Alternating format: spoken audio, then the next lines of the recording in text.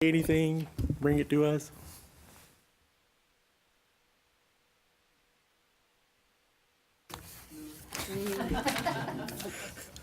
Okay, so everyone should have gotten a copy of the minutes in the email. If you didn't bring them, I hope you reviewed them. Does anybody need a printed copy? Anyone? Everybody has copy? Okay. And so we need to review the minutes, consider them for approval. Are there any changes or additions to the minutes? No changes or additions to minutes. Can we get a motion to approve? So moved. Get a second? Second. All those in favor, aye? Aye. Opposed, no? Abstentions? Motion passes. All right, so we're on to item 4. There's something wrong with this meeting. Well done. There is something wrong here. So Dwayne, you're going to talk about the Radiologic Tech Program of Study courses? Or is this just a repeat of what we did the last time? Something new you want to bring us? Right, and I guess we're going to pick up where we left off last time. Just a second, I'll get over to the computer.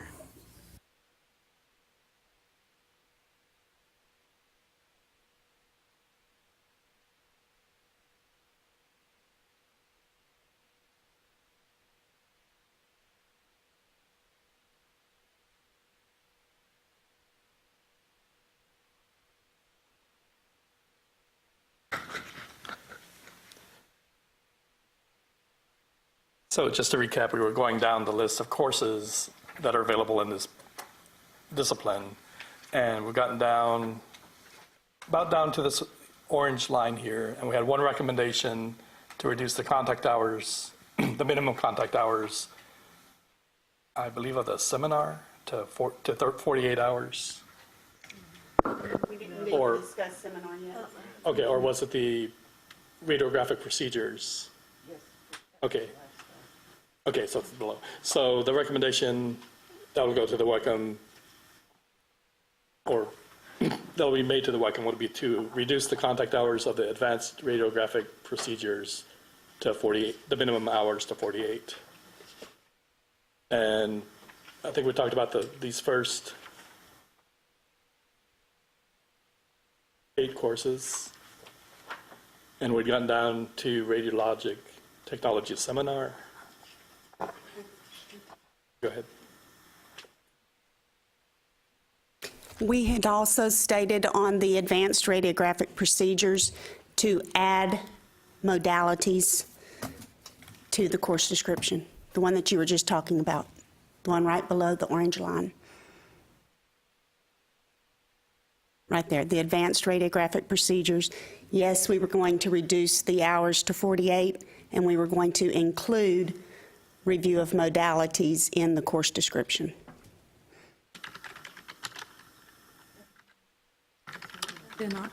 Actually, I thought we had decided to leave that out of that one because we didn't want to get that class mixed up with the advanced procedures. The rest of us said the only way we would be able to do away with advanced medical imaging was if the procedures had that statement. You don't have to cover the procedures if you don't want to, but those of us that need it can have it in there. And we need to be real clear on this. If it states in the course objectives in WECM that you cover modalities, you have to cover that. But you can cover it in a different course. Well, to be clear, if it's written in the description, we can include that statement. If it's in the course description, we can't skip it, right? I mean, we're required to teach it if it's in there, Yeah, which is what we were saying is that those of us who teach advanced medical imaging, those are 2 different courses, and so we didn't want it added to the advanced radiographic procedures because we're not going to teach it in that course because we actually do have the appropriate course for those procedures. So what about us that do the advanced medical imaging? Do we need to put it in there for us that need the modalities? Diane would like to know, can that be listed in both? That way we're kind of covered in both areas. If you're not teaching advanced medical imaging, that way it is in the radiographic procedures. But for those of us who do have them separate, because I have them separate as well, that way they're not intermingled. They know that it's covered in one of the two subjects. And you can always add objectives to your course above and beyond what's required in the WECM. So if you want to add the modalities, you can do that. But if it's in the description in the WECM manual, you have to teach that in that course. But wouldn't it be like different? You can do like an intro, and the degree that you teach it could be different, right? Right. And so if you had it in both courses, you could maybe do like a small intro if that's not your primary course to teach it in, and then do the big part of it, the bulk of it, in the course you want it in. Does that make sense? What she's saying is basically in the advanced radiographic procedures, instead of putting review of modalities, putting like intro to modalities or something like that on there. I'm fine with that. We just don't do the advanced procedures, so I'm switching from medical imaging to advanced procedures, and which is mostly digital and stuff like that, but we do a little unit on the different modalities just as an intro. It's fine. Well, I think that's what she's saying, is maybe if we just leave it as like an intro to modalities or something on there, that we could all have it covered in our own degrees and own levels, and we wouldn't be too submerged if you don't teach one or the other. And I don't even know if you have to say intro. You could just say advanced modalities, and you wouldn't be the one to differentiate between being an intro or not, you know?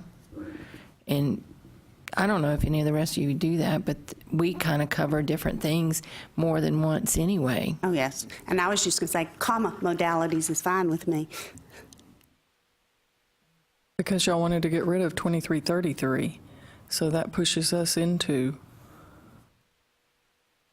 Well, again, my question would be, is everybody going to teach modalities in, because I'm not a rad tech, right? Is everybody going to teach modalities in advanced radiographic procedures? We do away with the procedures, yes. But everybody would do it in that course, right? Because if you put that in the description, you're going to have to. If you want to do it somewhere else, you don't want it in the description here, right? Because you can add those modalities as an objective in another course. Right. I thought we weren't getting rid of either one. Like it was going to be, we were recommending advanced radiographic procedures, and then advanced modalities was like an optional course on there. But our administration said if it's not in the preferred curriculum, we have to teach the preferred curriculum. Ours is too. I'll say we're just a little different. We have both on there, so, and, you know, so it doesn't affect us in that matter, so. So let me clarify. When you create your courses and you write your syllabus, the first however many objectives in the syllabus are those that are taken directly from the course description in WECM, and then you add whatever you want to that beyond that. And there's nobody that's teaching just exactly what's in the WECM description, right? Exactly. We have to use the ASRT curriculum. Yeah, so you could put modalities wherever it actually fit, so long as it wasn't pigeonholed into a particular course. So you pigeonhole it in the course, it means everybody's got to do that, right? Right. Y'all got that? But then when we get to transfer and we look at syllabi and we're covering it and they're not covering it, do we accept their transfer or not? That's my question. I think if we leave it the way Dwayne has it right there, discussion of modalities, I think we're all covered on that one, because you have the option of what level you would want to have it, and then if you do the optional course, you can go further in depth on it. And when you start talking about making the student whole, you're going to have objectives that others don't have in different courses anyways. That's going to be your responsibility to take care of that.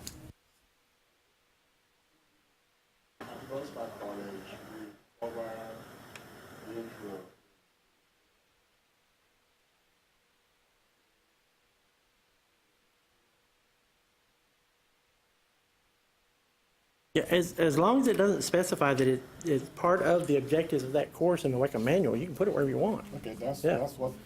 Right, you can add objectives to your courses, so long as you teach the objectives that are required by the WECM manual. You can add whatever objectives you need that make sense for that course. That's what we did in 2309. We added those objectives in 2309. Yeah. And so what I'm saying now is that if we add modalities to 2x31, whatever that comes out to, 24, 23, 31, if we add that there, you're going to have to teach modalities there, right? Whether you want to or not. You just have to mention them. You don't have to go in depth. Well, either way, right?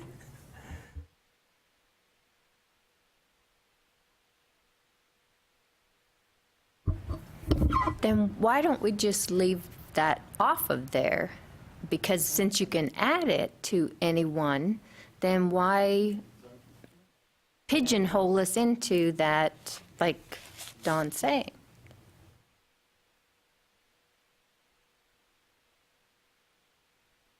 Because the rest of us that don't do two different courses need somewhere where it says discussion of modalities. You can add that to the local, your fair to local say- objectives. You can put that in any course you want. I'm like Lone Star, Dr. Ozier, I do it in 2309. I have it in there, and then we have another course, Advanced Procedures, which some of that's covered again. Like you said, you cover it more than once, one more in depth than the other. You can still put that in wherever you want in your objectives. We're tying ourselves in with that. I agree with Nancy. We need to not put that, but it's already Advanced Procedures. I don't think description needs, I personally think that we should leave Dwayne? that alone. Dwayne, can you pull up the Wickham description for this course? But I think if we do it illustrated, it may make more sense. Would we not be covered with the end of course outcomes on that says perform advanced level procedures? I mean, wouldn't that kind of cover, you know, we're talking about those modalities with that and, you know, Yeah, kind of explaining it. And here's my point, right? If you look at this, the end of course outcomes, course descriptions, that's where your outcomes for the first few outcomes for your syllabi come from, right? Is there anybody that doesn't have more than 3 or 4 outcomes listed in that course syllabus? No, because you've added stuff that's specific to your program that you believe fits into that course, right? You can do that with modalities. But if we put modalities in the description, everybody has to put modalities into that course. And that's all I'm saying. I'm not trying to sway you one way or the other. I want to make sure everybody understands, that's all.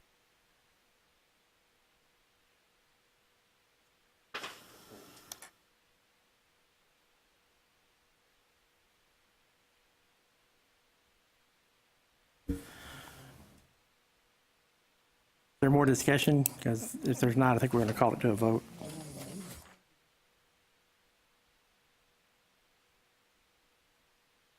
I think as long as we have the minimum 48 contact hours, then it works. I don't think because we can add at the local level anything we want to in our objectives, so. You know, just, I agree globally with what you're saying, but then I do want to try to keep us in the lines. You know, a course still has to have course integrity, you know, I mean, and like, I'm not a red tech, as Don said a minute ago. I did have my foot x-rayed the other day, for if that helps for anything. But, you know, the course you pulled up had the word positioning and alignment of something, and I don't remember what it said, which to me, as a layperson, that sounds a whole lot like modalities, so it sounded like it fit. Well, see, okay, alignment, but anyway, it almost doesn't matter. But I don't want to leave the conversation open that we can pull a Chevy V8 engine out of this course as well, which I know that's not a conversation, so I'm going out in the weeds deliberately. You know, the course has to still be the course with some aspects. I mean, I agree you don't necessarily have to put that specific word in there. If alignment, advanced procedures and positioning, if that gives you enough space to do that without reinventing the wheel or making some kind of quantum leap, is my point. And that's... Yeah, and that's my point also, right? You can put the modalities in whichever course it makes sense for, right? You don't have to specify that modalities goes in this course. And if they're doing it in 2309 and somebody else is doing it in another course, then there must be some local differences that determine where modalities should go, or some something in their curriculum pattern, the way they set the program up originally, that determines where modalities should go. And so clearly there must be some differentiation between how people approach modalities. And so what I'm saying is you have to maintain the integrity of the course, but you don't want to limit the course either and force everybody to do the same thing when it makes sense to do something slightly different from one place to another.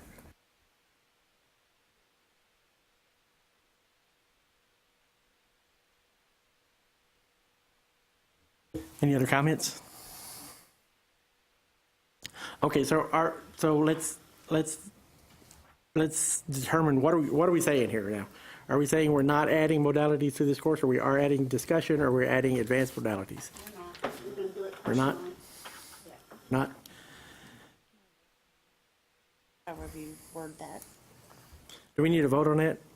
Everybody okay with that? Anybody want to vote? Okay, all right, so, okay, sorry, Dwayne. No, that's fine. We just call it approved by acclamation. Everybody said, okay. I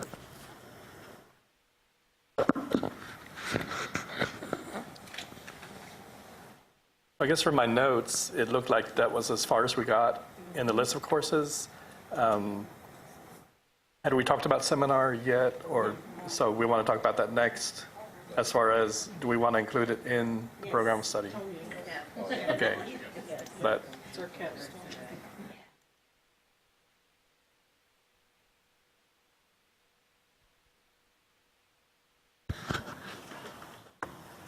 and was there anything about that course that needed to be changed? It's fine as it is. Okay.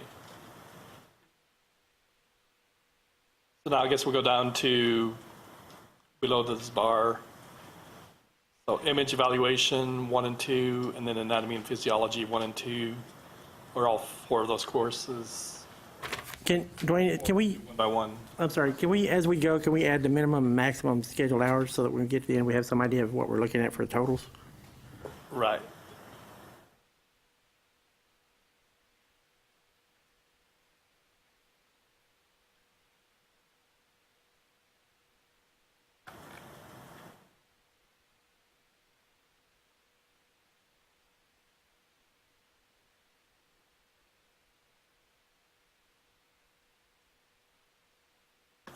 Okay, so it'll update as I add them.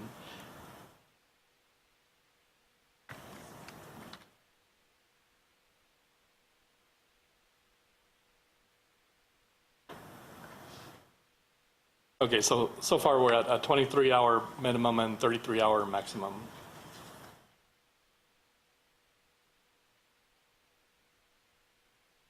And one thing we might consider is, well, as we go on, we'll see, which, we don't want the maximum to go over the 40. It can't go over 49. Yeah. And my understanding is that the minimum would have to be 30 if we're doing 50% discipline content, and someone has a 60 credit hour program, right? So we got to do 50% discipline content. So that would be 30. So we're looking at a range of 30 to 49? 30 in order to allow for local content. Probably 34. Well, 32 if you want. Yeah, and the reason I said that is because there are some that are at 60 SCH, right? So are we we can't force them then to do,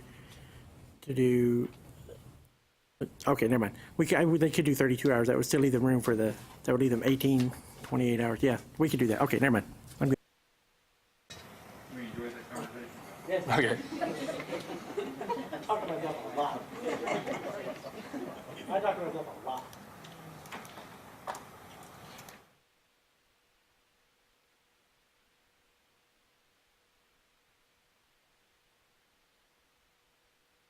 Okay, and so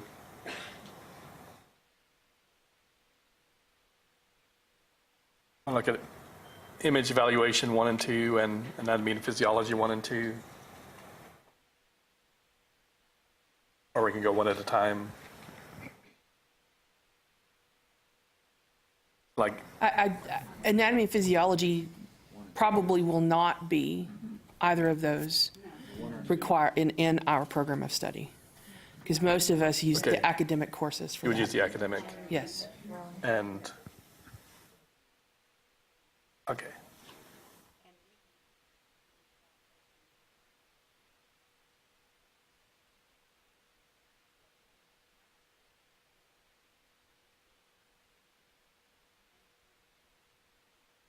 Okay, so image evaluation 1 and 2 leave out. We use them, and it's quite effective to have a class like that, but not everybody does, so. Right, and you can, I mean, colleges can include those in their local option if they prefer.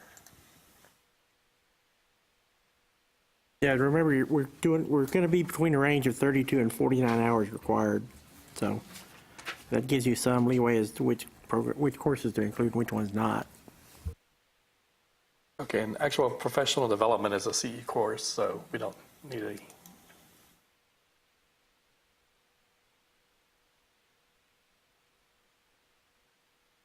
Okay, special patient applications, a local.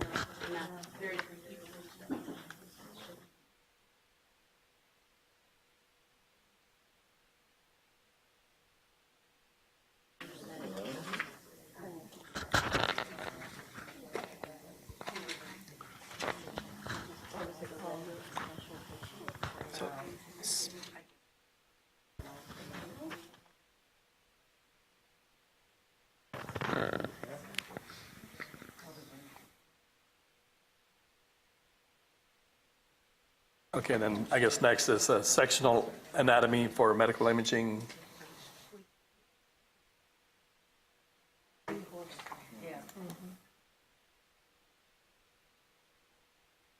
So is that part of this program of study? No. I mean, it can be the local.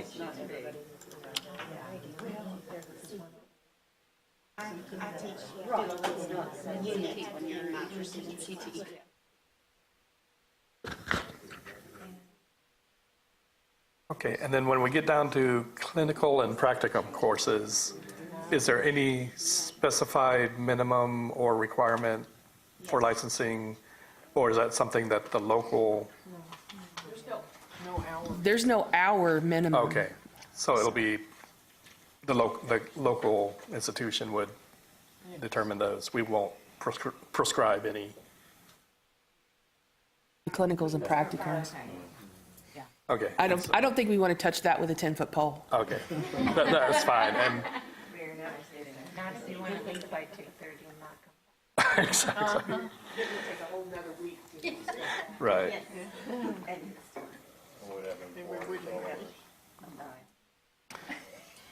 Okay, and this leaves us what we've got so far: a minimum of 23, maximum 33. This gives a lot of room. Colleges who want to teach the 4-hour courses can, and then they can add in clinicals, practicums, or other courses. Are there any other courses you can think of that need to be in the program of study? That's not a leading question, it's just really a follow through.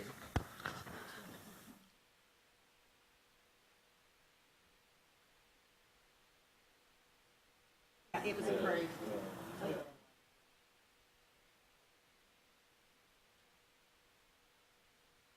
And if we're saying this number, the 23 to 33 is what we want for the courses we've specified, that leaves 9 to 16 hours to play with within the program, which the clinical or practicum has to come out of. Right? So, you could have up to 9 hours of clinical time and make the minimum 32, or up to 16 hours and make the maximum 49, depending on what you have in the general ed, right? So it gives you roughly 9 to 16 hours to play with for clinical or practicum time, and then other courses that you may need to add.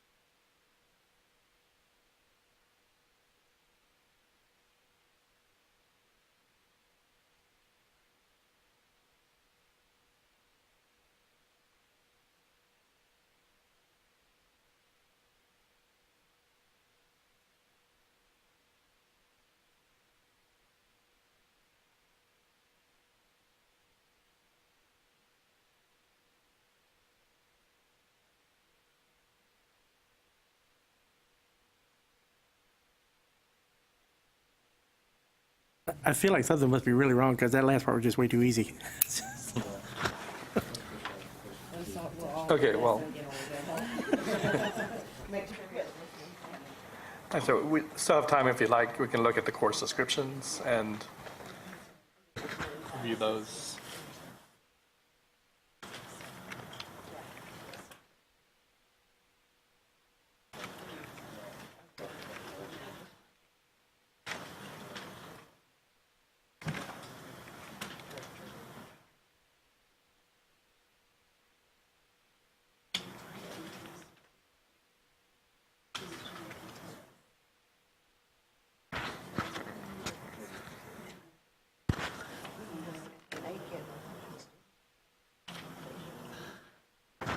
Okay, so the first course we've put in the curriculum is the Introduction to Radiography and Patient Care.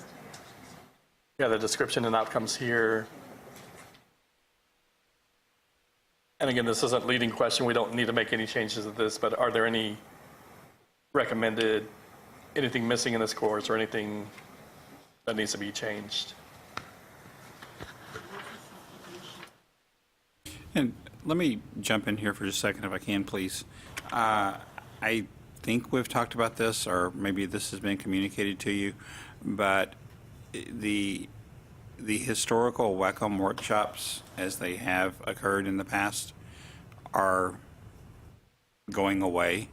We're moving from looking at courses just because we haven't looked at them in 3 or 4 years to a process that's trigger-based.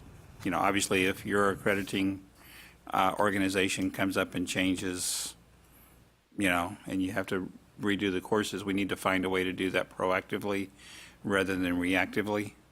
And so my point is, you know, while you're all here, it's probably a good time to look at these courses. You know, as we do the program of study work, we're going to find a way to reconvene the program of study groups periodically, you know, 2 to 3 year cycle, whatever. You know, that's in 2 to 3 years is just a space out. I really don't know exactly what the cycle is. So if like in 2.5 years you haven't been called, it's like, well, you said 3 years, so let's get this in before December. I'm not necessarily saying that. If we need to review courses, we want to review courses. If we don't need to review courses and they're working and they're correct and they're up to date and all that kind of stuff, let's not create work on ourselves.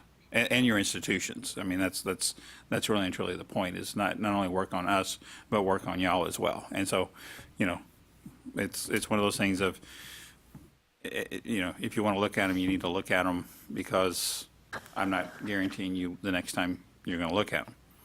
But then again, I am also saying that if your organization 18 months from now says, let's fix these, then in the 19th month, let's figure out how to fix them, you know. And just for historical reference, these courses were last reviewed in summer of 2014. So I don't know if any of you at that workshop. I guess I just know a few of you were. So, and again, we don't really want to wordsmith. We don't want to just change a word or a comma. It has to be. Want to really consider if there are substantive changes that are required since then. So it's okay to say leave it as it is. Will we be adding the program of study options into the course description? Like for this course? Oh, this course. This course can be substituted for Introduction to Radiography and Patient Care. Is that where we'll find that kind of information? Or would that be within the program of study document? That would probably need to be in the document. program of study document, because we don't, I mean, other programs, I mean, not just for this program, but in all programs, other disciplines might be using this course in their program and may not apply to them. So if we want to put a statement like that in the description of the program of study, we can do that, but it would not be in the course description.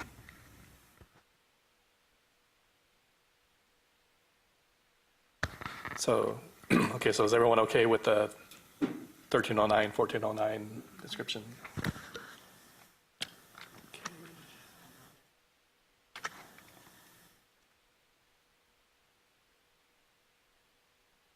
Can you separate and look at the patient care and intro as separate courses? Because there is that option. We should review that as well.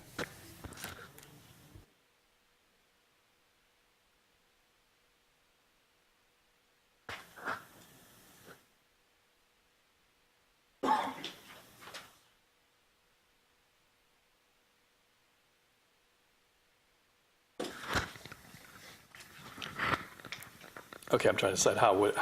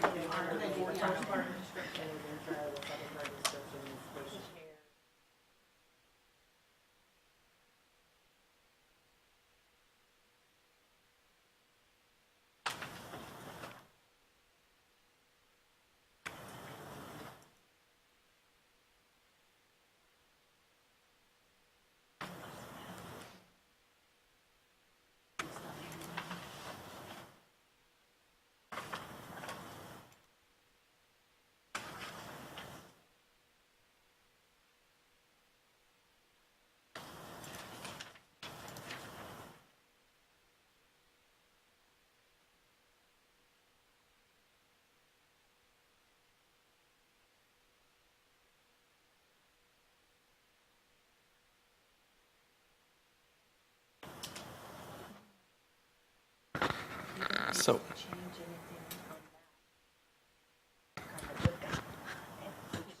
Okay. We already made our adjustment down below. Okay.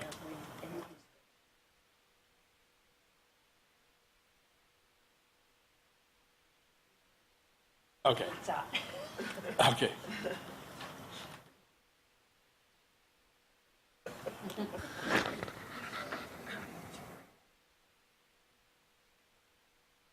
Okay, we're up to 1311, 1411, basic procedures. Is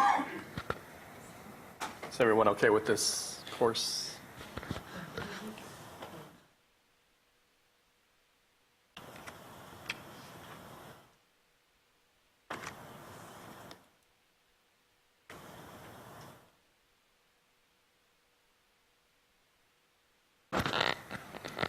Okay, principles of imaging 1.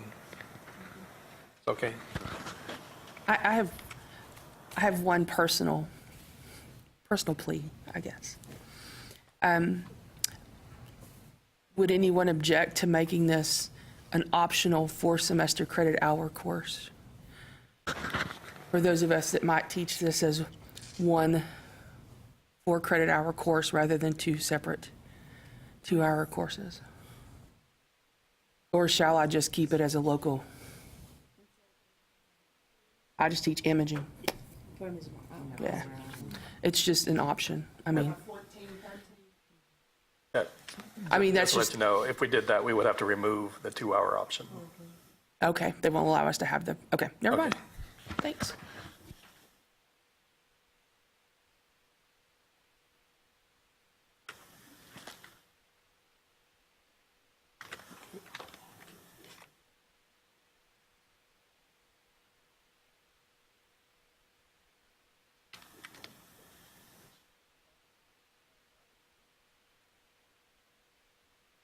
Identification.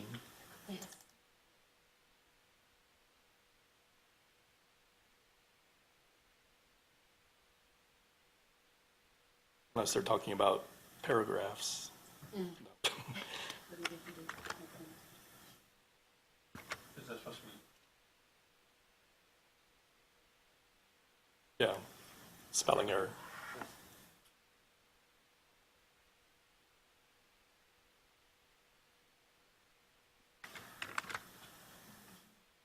Oh, anatomy and physiology.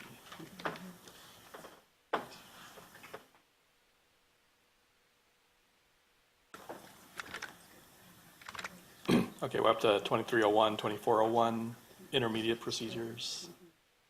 Everyone's okay with that course?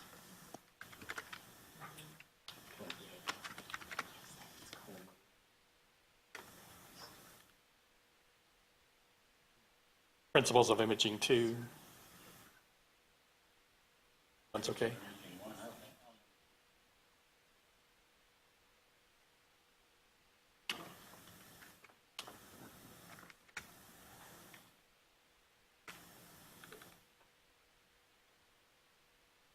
We have imaging equipment.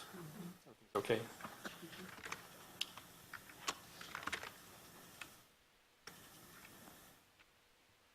I have a quick question about that, more kind of a personal. The imaging equipment is, I mean, since it's a 2, I mean, that usually means like it's a second year. But is anybody teaching that before imaging 1 and 2? Yes, in conjunction with 1313 and 2309. I teach it first semester. But I teach it first semester also, but then I always felt like kind of, looking at that too, I'm like, I shouldn't be teaching this in the first semester, but to me, they need to know that equipment before you can Right. teach the x-ray production and all that stuff. So Yeah, I was just wondering how that ended up with like a 2, which kind of means it should be a second year course. Well, and for WECM courses, it's a little bit awkward or peculiar in that Okay. we have 3 levels: introductory, intermediate, and advanced. And so intermediate courses are the higher 1,000 level and the lower 2,000 level. So it's actually an intermediate course. It can go in first year or second year. So that's I just. think I look at it know like that we do, Most people look at the 2 and think second year, right? But if you do intro to radiography, you've got a little intro in there of your physics, so I think then that makes them go up. that's, again, just for flexibility that they can teach you either the first year or the second year.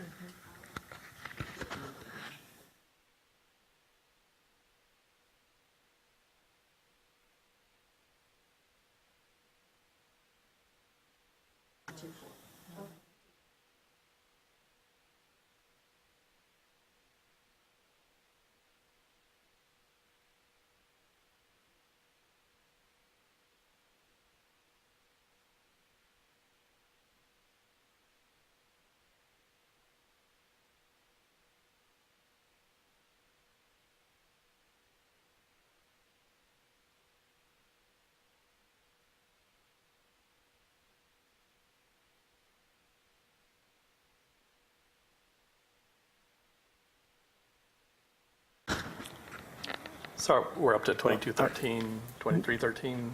While we're on that course, I guess we really need to talk about this because Imaging 1 is an introductory course. This is an intermediate course. Are there more people that are teaching this course before the Imaging 1? Yes. Yeah, the one we were talking about, yeah. The equipment. Imaging. Imaging equipment. Is it a majority of people teaching it before Imaging 1? I do. How many? Let's see by hands. Keep your hands up. 1, 2, 3, 4, 5, 6.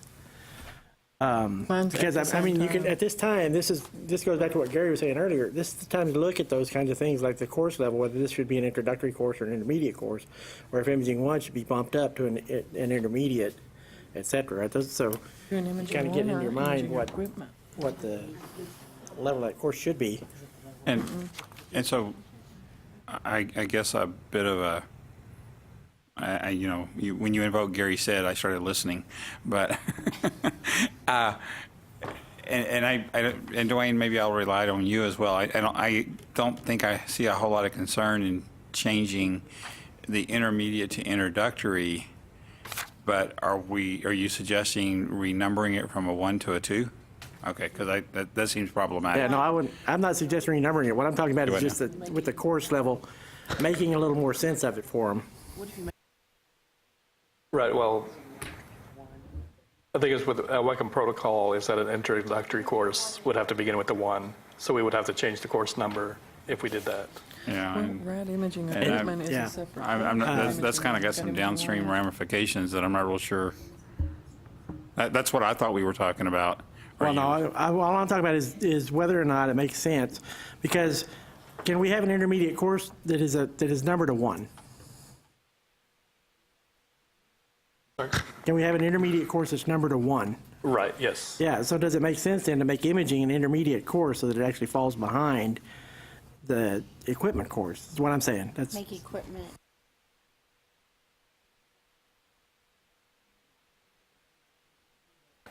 Yeah.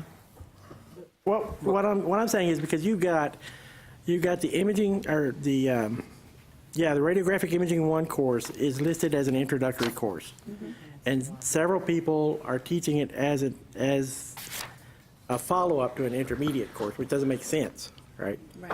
So should it be an intermediate course, or should those that are doing this pattern with an intermediate before an introductory rethink what they're doing? That's all I'm saying.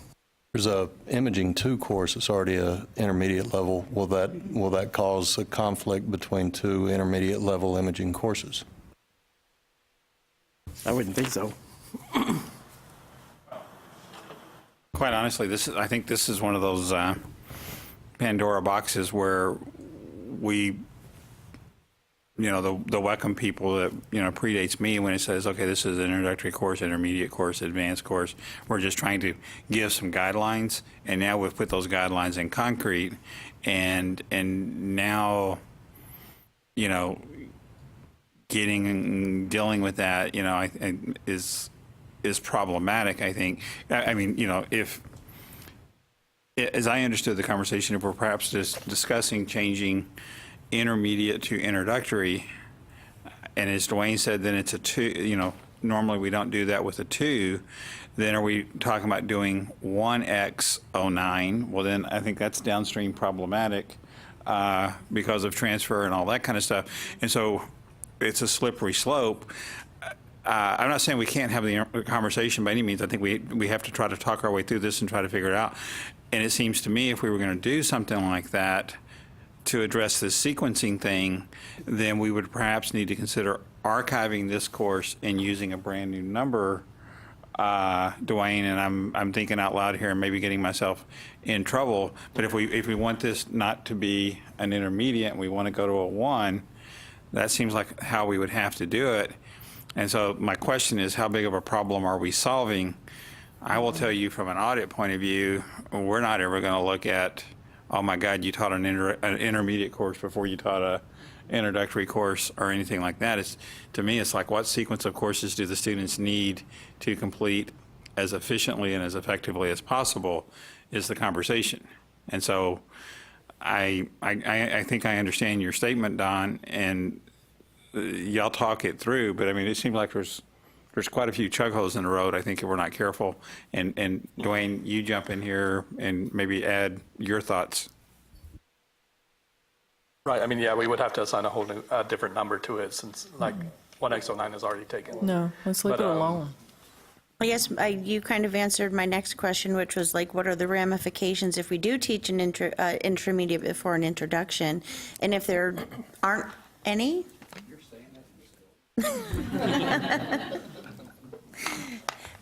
Then I guess we could just leave it if there's no. And I mean, and that's a guideline. I mean, it's there's no hard fast rule that says you have to do all the introductories first and then all the intermediates and then all the advanced.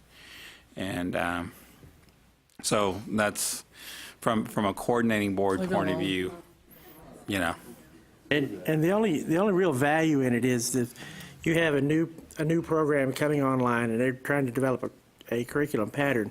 They will use that information then to determine what course order they should put things in, right?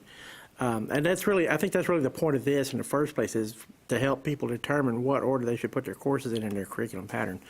But that's, again, your discussion.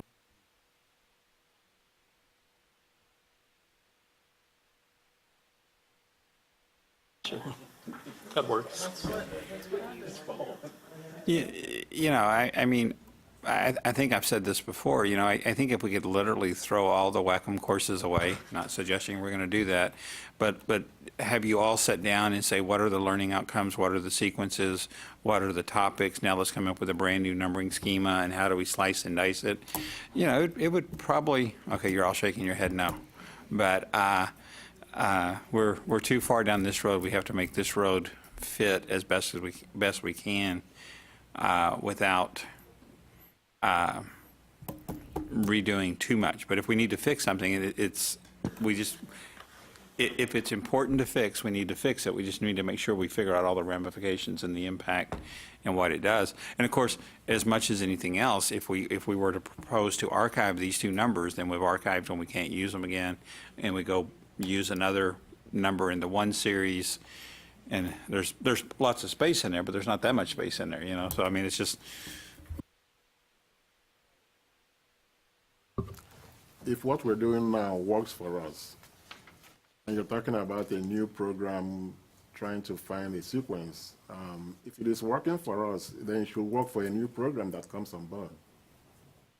Yeah, but if that were true, everybody'd have the same pattern, we wouldn't be doing this, right?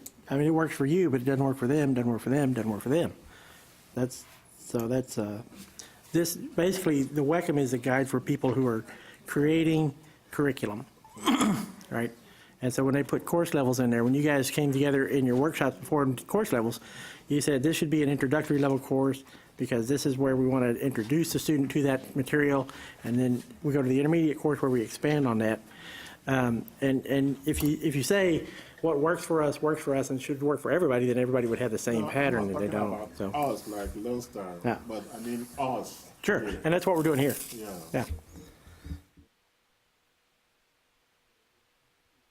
What we have now is working for everybody. Why do we want to change it?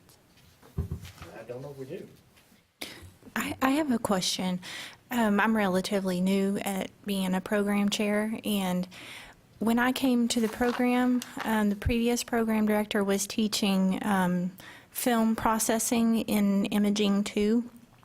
And so whenever I came on board, I had to, and there wasn't any specific digital imaging being taught, so I pretty much took out all of the processing, the conventional processing, and that's where I stuck digital imaging equipment, I guess you could say. So I'm wondering what you guys do. Where do you teach digital imaging? In equipment, or is it an Imaging 2 topic? I teach it in the advanced medical imaging course that we took out. That's where we teach it also. Same. We introduce it in procedures with Bontrager in the first couple of chapters in the first semester, but then in the second semester, 2305. But they get little bits of it in 2309 in the fall, so it's sprinkled. Yeah. But it's concentrated in the spring. That's what we do. That's what all the way through. ours does. Right. It's several classes, at least 3 classes with digital in it. And no, we do not teach any film screen or any processing whatsoever. No. It's not even on the registry any longer. Yeah, so no. It's gone. It's gone off the specs. Yeah. That it was, sorry. We actually at McLennan used Principles 2 to be like the heart, though, of digital imaging. I think we did what you're describing, kind of made that the home of it. We do sprinkle, we talk about it in every class, but that is where they're going to the lab and they're learning about DI numbers and EI numbers and all of that. So 2305. definitely had to. So all of the components of the digital, like DR and CR and all of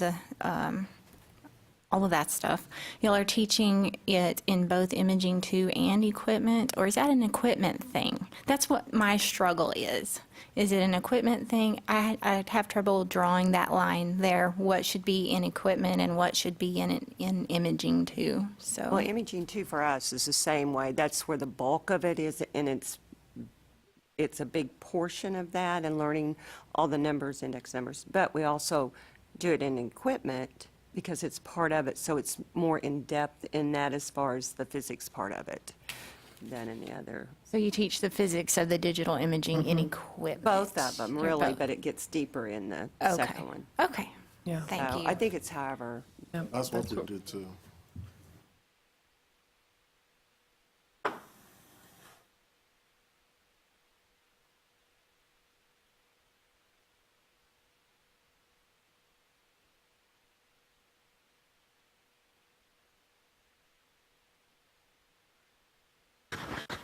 So we're ready to move on to radiation biology and protection. Is that anything need to be changed on this course?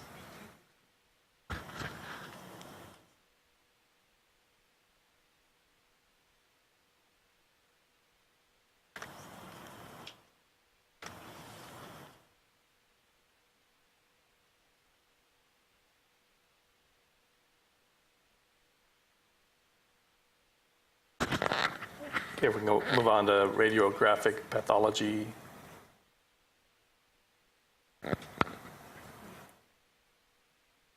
Anything need to be changed on this course?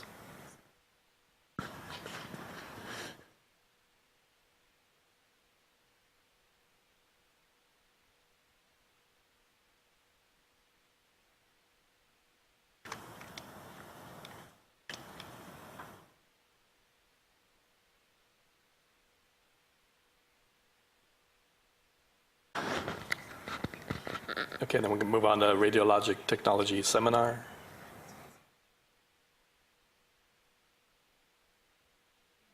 I think it's broad enough that it can be used.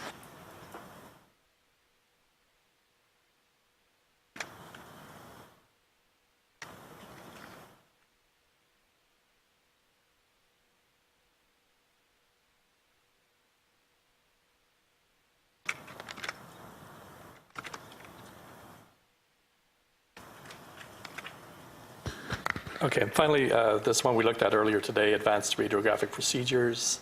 You mentioned lowering the minimum hours for the 3-hour course to 48. Does anybody here teach the 4-hour course?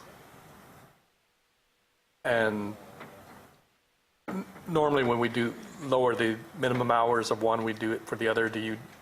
Would you recommend lowering it to 64 for the 4-hour course, or is yours, it's fine as it is?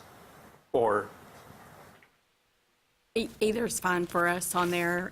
We just use the 4 hours because we do an additional lab working with our students in that time. Okay, so I guess the other question, for recommending it to be reduced, the 3-hour course to be reduced to 3 hour to 48. Remember who made that recommendation? Okay. I guess my question to you is, do you teach a lab in a separate course then? Well, if this becomes part of the program of study, we were going to use it in place of our advanced medical imaging course, which is a lecture-only course. Lecture, okay.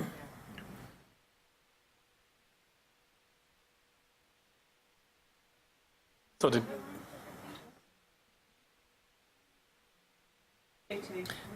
there's a lot of people with it.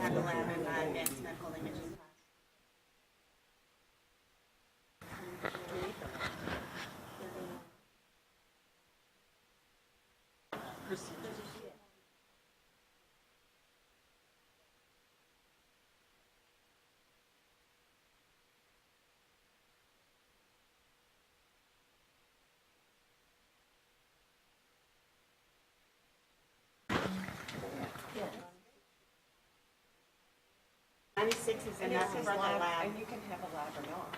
right. I think it's good to Okay. So you know it's and then 64 to 128.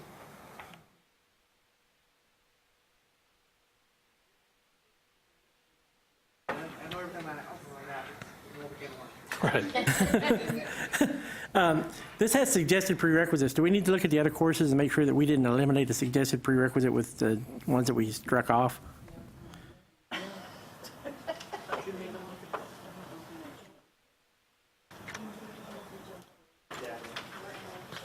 Okay, so 2301 is on the program, and 1311, both of those are on the program. So. Yeah, both of them for that one are there. I was just worried that we might have, like for pathology or for radiologic technology seminar, we might have a prerequisite, suggested prerequisite that included one of the courses we struck off, but I don't know, so.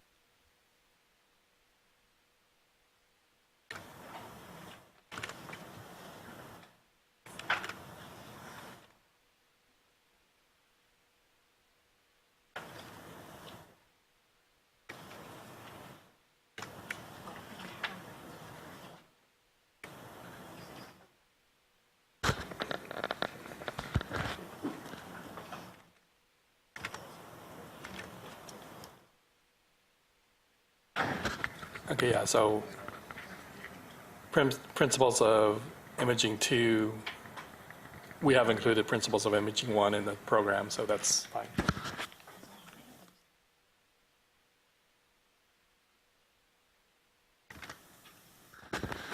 And then intermediate does have 1311, 1411 also in the program.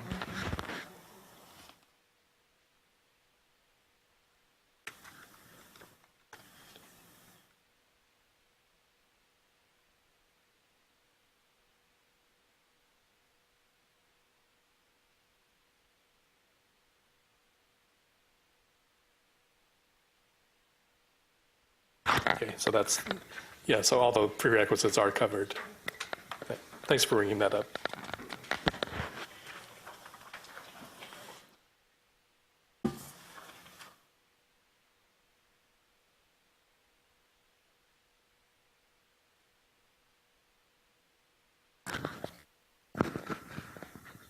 I have a question on the procedures on the WECM. For basic procedures, the minimum contact hours is 64 and the max is 112.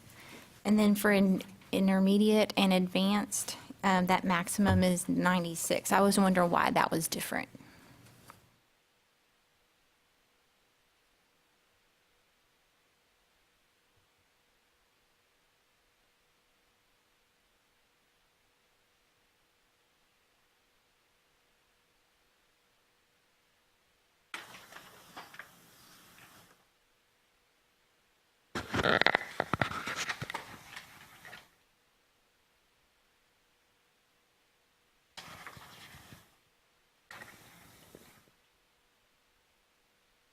And I don't know.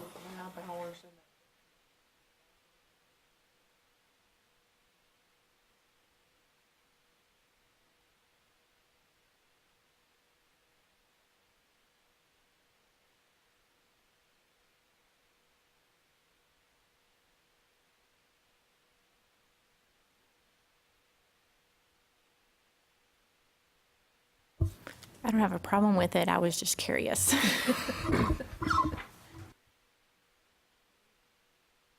Exactly. Yeah, and both of these allow for a 4-hour lab, the 112 and the 128. So it can either be a 3-hour or 4-hour lab. In the, I guess, the intermediate, where it goes up to 96, you can only have a 3-hour lab. So, right.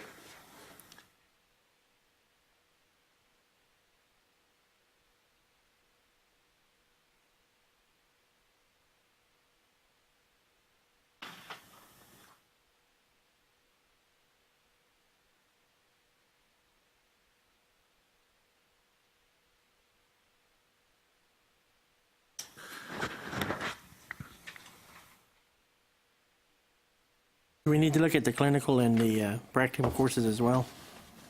Or are we okay with those? To be honest, it's more of a WICOM, kind of a generic description and outcomes. So, Yeah, but I figure as long as we're looking at the descriptions, we need to at least throw that out there. sure.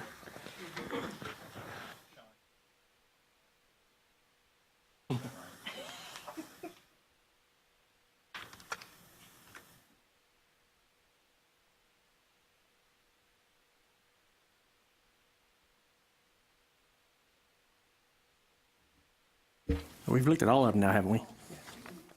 Yeah, that's all of them.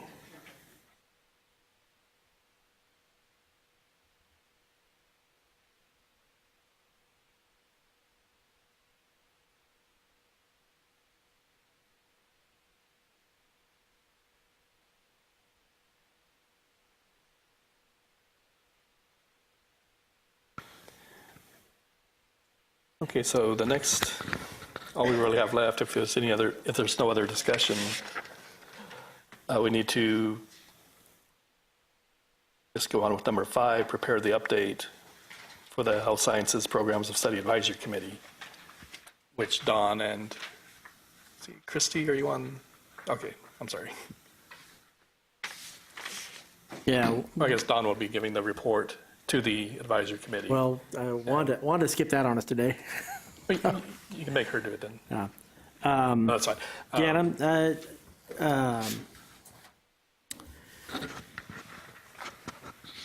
I'm thinking to myself here, hang on a second. Let me think. Are we at all concerned that our minimum credit hour is 23 for program study?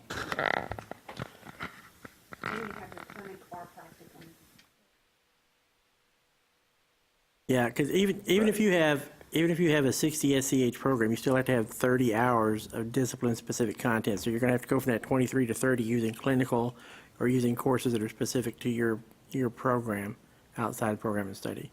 But you're going to have to go to that 30 hours. And if you're at 64, you have to have 32 hours of discipline. You don't have to, but that is what GIPWE recommends, strongly recommends, that you do 50%. And there's an exception to that, but it's weird. Just a little concerned, a new program comes along and sees it 23 hours and they shoot for the minimum, Right, and- what kind of product are they going to be putting out? Well, normally there will be a statement at the bottom that says additional, whatever it is, 13 to 16 hours can be filled with either local options or clinical practicum courses. But Yeah, I will agree with you that, yes, I think it's a low number, but in the spirit of, doing this work, and there'll be iterations of this work, it's better to get consensus than, perhaps mandate. But I personally agree with you that there's more room that could be discussed, I think. But like I said, I had my foot x-rayed, not. And again, if somebody adopts the lowest SCH total we have here at 23, they still have to put their clinical or practicum hours into that. And Right. they're probably going to have at least 7 hours of that, which is going to take them to the 30 minimum content. The ultimate arbiter in all of this is whether or not they can meet the outcomes necessary to maintain a program under accreditation standards. If you can't do it with 30 hours and you don't have a 30-hour program, you have to go have more than that. That's what it's going to come down to. Okay. And that's what's going to determine whether or not a program is fit. So if they can teach everything they need to teach in 30 hours and meet all the outcomes and their students pass the exams and get jobs and go to work, then that's more power to them. I don't think they can, but that's an option for them. Okay, any of the courses that we took out of the program of study, did we completely eliminate any from the course curriculum, or not the course curriculum, but the WECM menu? No, okay. No. Okay, so we can still select from those. Gary, this might be a question for you. Is there, we've had an advisory committee meeting yesterday, and overwhelmingly the concern was that, and we partially discussed this in the last meeting, that if we had a transfer student that went from a program to another program, is there anything that we can put into place that says that the student who would transfer has to be in good standing with the program that they're transferring from? Well, you probably wouldn't know the good standing from this school to that school. If I got all my transcripts and came to Tyler Junior College and said, hey, I want to go here, my transcripts are either going to normally say good standing or not good standing or graduated. All mine say graduated with honors, just in case y'all wanted to. Just in case you were wondering. But you're going to have so limited information there. But nothing in the program of study statute puts a burden on an institution to admit a student if the student isn't successful. Meaning they bring a transcript to you and they made F in the courses you've got listed there. That doesn't put them into your program into whatever the advanced course is that comes after that. So that's still local institutional policy. And I don't think you could wordsmith your way around some kind of statement that everybody would agree with, but it probably needs to be, I guess what I'm saying is it probably needs to be left at the institution. I think you would all look at students, if they're good A and B students and they were sequencing and they just had to move from this side of the state to that side of the state or whatever occurred, you would probably evaluate them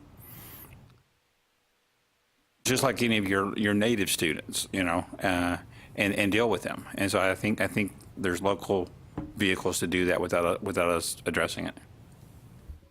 But I do think you need to ask about dismissal from another program for ethical violation, because whenever we sign saying that they can take the registry, my word's going to say, this student has never been violated.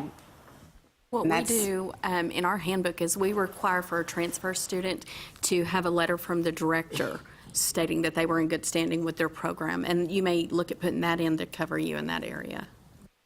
And that's going to be, again, that's going to be a local decision. I can tell you that my college would not allow us to write a letter to another program discussing the student's behavior in the program. All right, you're going into FERPA issues there. And so that, if you can't get that letter, what are you going to do? That's going to be a local issue again. It's not really something that we want to mandate for every college across the state to do it this way.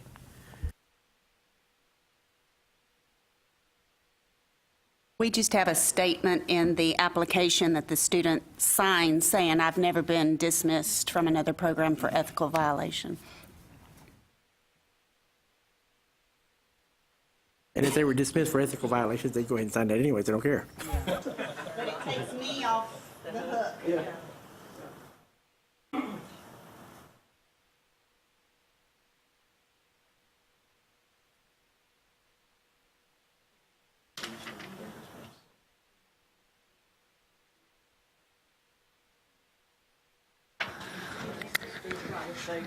That's them, but then we have to sign things.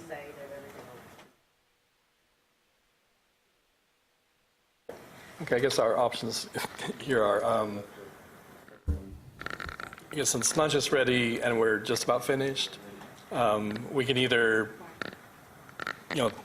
tie everything up and then go to lunch and dismiss you all, or if you want to have lunch and in case you think of something else, come back together and make the recommendations at that time.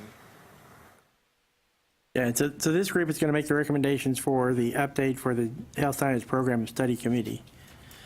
How long is that typically taken with other groups? Okay, so this will go out to the Health Sciences Advisory Committee. Will meet, I think, in February.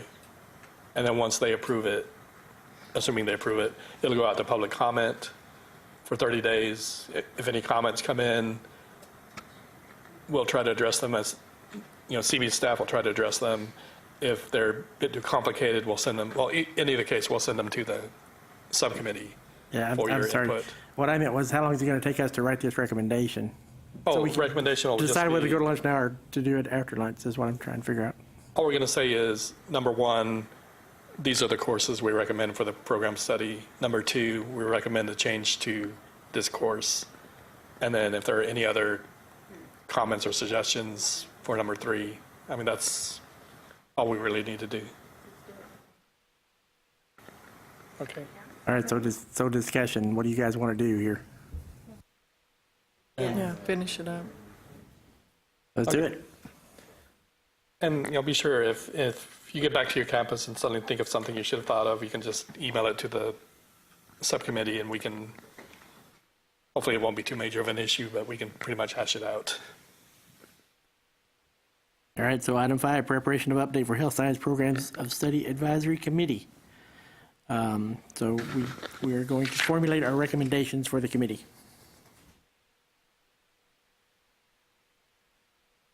And those would be, yes. All right, so I guess we need to call for our first recommendation then, right? Is that what we're doing here, basically? Right, we can do them kind of one by one. The first recommendation would be that we accept these courses as a program of study, or minimum program of study. Okay, so the first recommendation is that we accept these courses that are listed here. Introduction to Radiography and Patient Care, Basic Radiographic Procedures, Principles of Radiographic Imaging 1, Intermediate Radiographic Procedures, Principles of Radiographic Imaging 2, Radiographic Imaging Equipment, Radiation Biology and Protection, Radiographic Pathology, Radiologic Technology Seminar, and Advanced Radiographic Procedures, along with the clinical and practical recommendations. that we adopt these as the program of study. Did I miss any? Okay. Where will the statements be about these two courses can be substituted for this course, these two courses, this course? Would that be a formal statement or? Yeah, we can talk about that in item 3. So discussion on recommendation 1? No discussion? Do we have a motion to adopt recommendation 1? A motion. Second? We have a motion and a second? So can I get the names of those? What's that? Can I get the names who moved? Yes, who moved it? Daniel, Is that Ruppy? In a second? Brenda Barrow. Brenda? Discussion? None. Okay. All those in favor of adopting recommendation 1, aye. Aye. Those opposed, no. Abstentions? Motion passes. Okay, the second item was that we change the contact hours for advanced radiographic procedures, that we change the minimum of the 3-hour course to 48 contact hours. Yeah, what Dwayne said. Adjusting the minimum contact hours for advanced radiographic procedures from 64 to 48. That is our second recommendation for the Program and Study Advisory Committee.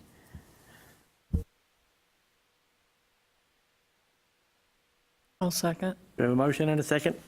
Any discussion? Second, is it? I did. Angie Wilcox. You got your motion? Okay. No discussion? All those in favor, aye. Aye. Those opposed, no. Abstentions?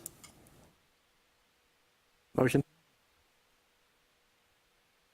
We have 2 recommendations.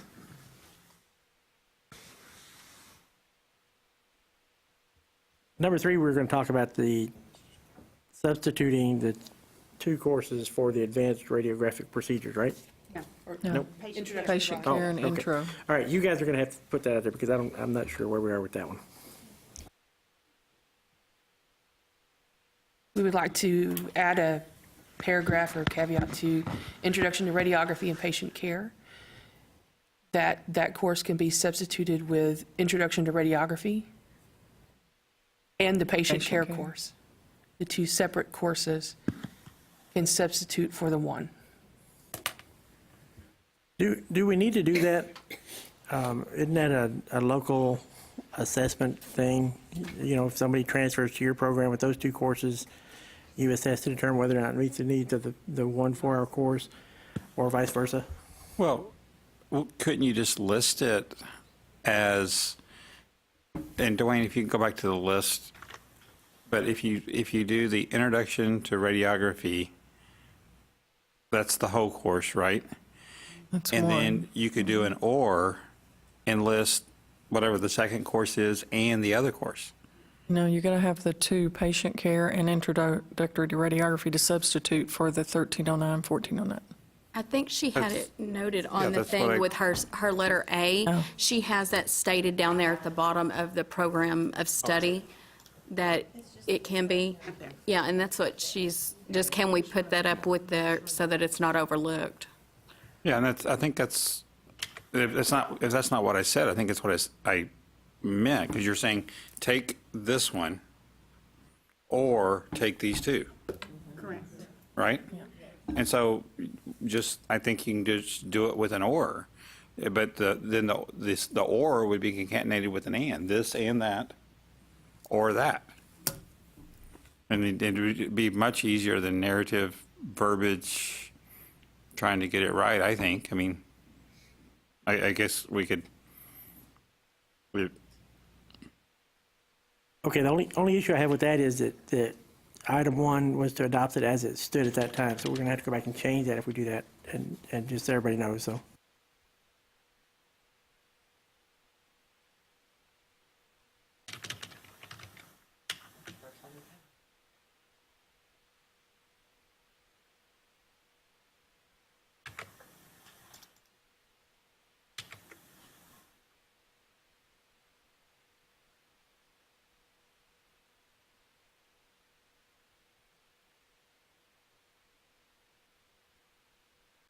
Okay, so which would make clearer for you to have it as the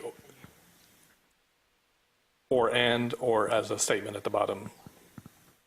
Just for those programs that are going to have administrations that say they have to follow the program of study by the letter of the law. I think it would be nice just to have that Clarified. clarified So, in there. as a statement or as the, That's fine, just like that. If you Okay. that's Are we going to run into a problem with that? If you have an individual that's coming into your program that's taken the 3 SCH Intro to Rad and Patient Care, and you're going to give them 4 credits for the other 2 courses? we do what we do now. We just find an hour somewhere else and do a course substitution. I think at the local level, we already encounter that.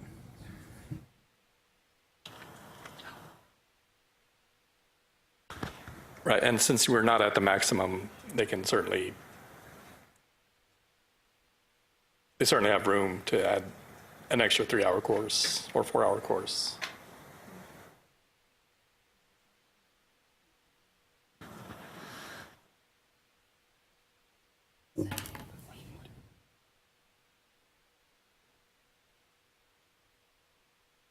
So I guess to formalize it, is that a motion you want to make? Well, I think we have to go back and revise statement 1, because the way we adopted it, it didn't have this statement in it. And so if we're gonna accept it as proposed, this is how it's proposed now. That make sense? I mean, it's kind of Robert's rules. Right, so I guess it'll This be is an the only amendment thing. to the original motion, or, So we need a motion to adopt the program of study recommendation as it stands at this point, with the RAD 1301 Introduction to Radiography and RAD 1X01 Introduction to Radiography and RAD 1X03 Patient Care to substitute for RAD 1X09 Introduction to Radiography and Patient Care. A motion. We have a motion? Have a second? Any discussion? All those in favor, aye? I'm sorry, was that? Aye. Those opposed, no? Abstentions? Motion passes.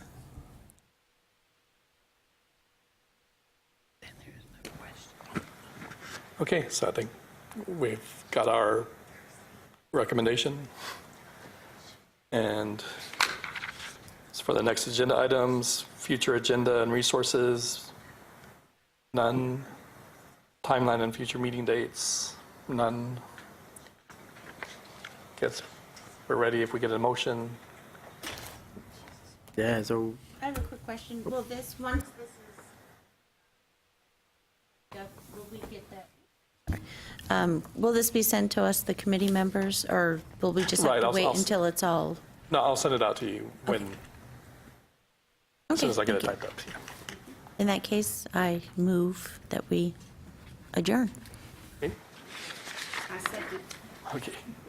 we have a motion and a second. Any discussion? All those in favor, aye? Aye. Opposed, no? Abstentions, none? Okay.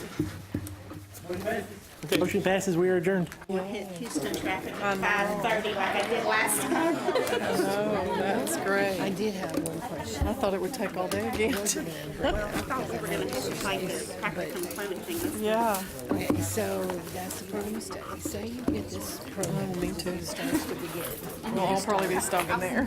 Sandwiches. Okay, so I can have 23 hours minimum, and I can have my clinical